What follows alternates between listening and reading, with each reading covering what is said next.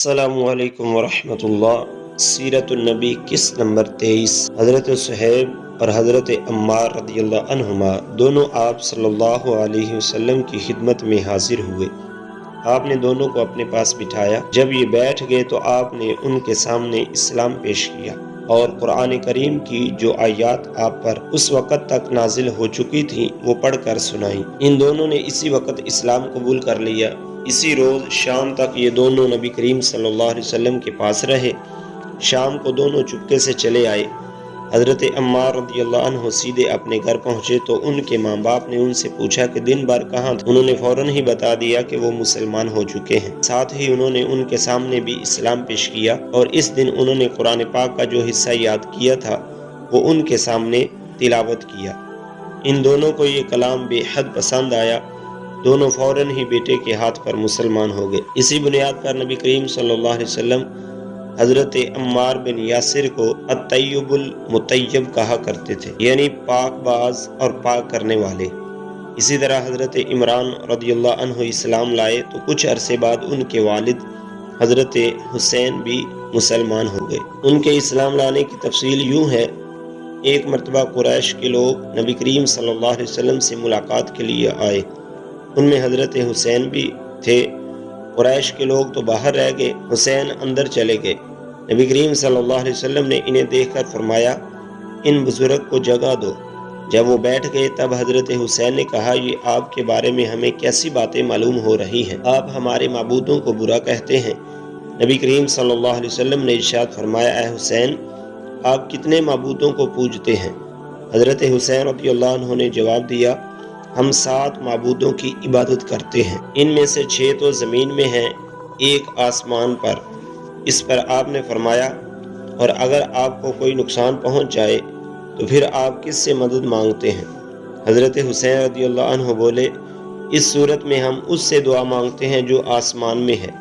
یہ جواب سن کر آپ نے فرمایا، وہ تو تنہا تمہاری دعائیں سن کر پوری کرتا ہے اور تم اس کے ساتھ دوسروں کو بھی شریک کرتے ہو۔ اے حسین، کیا تم اپنے اس شرک سے خوش ہو؟ اسلام قبول کرو، اللہ تعالیٰ تمہیں سلامتی دے گا۔ حضرت حسین رضی اللہ عنہ یہ سنتے ہی مسلمان ہو گئے۔ اسی وقت ان کے بیٹے عمران رضی اللہ عنہ اٹھ کر باپ کی طرف بڑھے اور ان سے لپٹ گئے۔ اس کے بعد حضرت حسین نے واپس جانے کا ارادہ کیا تو آپ نے اپنے صحابہ کرام سے فرمایا، انہیں ان کے گھر تک پہنچا کر آئیں۔ حضرت حسین رضی اللہ عنہ جب دروازے سے باہر نکلے تو وہاں قریش کے لوگ موجود تھے۔ انہیں دیکھتے ہی بولے، لو یہ بھی بے دین ہو گیا۔ اس کے بعد وہ سب لوگ اپنے گھروں کو لوٹ گئے اور صحابہ کرام نے حضرت حسین کو ان کے گھر تک پہنچایا۔ اسی طرح 3 سال تک نبی کریم صلی اللہ علیہ وسلم خفیہ طور پر تبلیغ کرتے رہے۔ اس دوران جو شخص بھی مسلمان ہوتا تھا وہ مکہ کی گھاٹیوں میں چھپ کر نمازیں ادا کرتا تھا۔ پھر ایک دن ایسا ہوا کہ حضرت سعد بن ابی وقاص رضی اللہ عنہ کچھ دوسرے صحابہ کے ساتھ مکہ کی ایک گھاٹی میں تھے کہ اچانک وہاں قریش کی ایک جماعت پہنچ گئی۔ اس وقت صحابہ کرام نماز پڑھ رہے تھے۔ مشرکوں کو یہ دیکھ کر بہت غصہ آیا، وہ ان پر چڑھ دوڑے، ساتھ میں برا بھلا بھی کہہ رہے تھے۔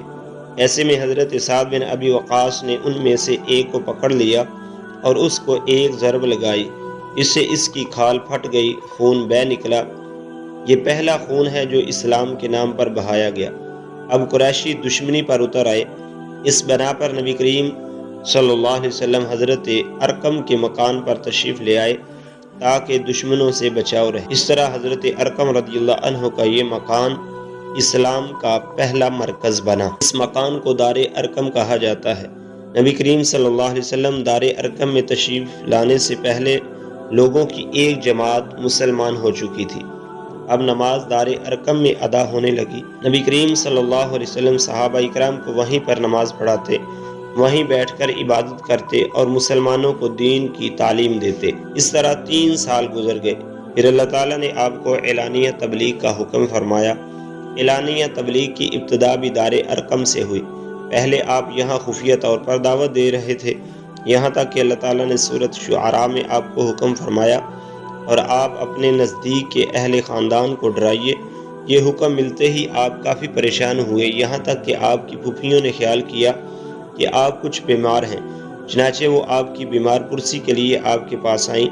تب آپ نے ان سے فرمایا میں بیمار نہیں ہوں، بلکہ مجھے اللہ تعالیٰ نے حکم دیا ہے کہ میں اپنے قریبی رشتہ داروں کو آخرت کے عذاب سے ڈراؤں، اس لیے میں چاہتا ہوں کہ تمام بنی عبد المطلب کو جمع کرو اور انہیں اللہ کی طرف آنے کی دعوت دوں۔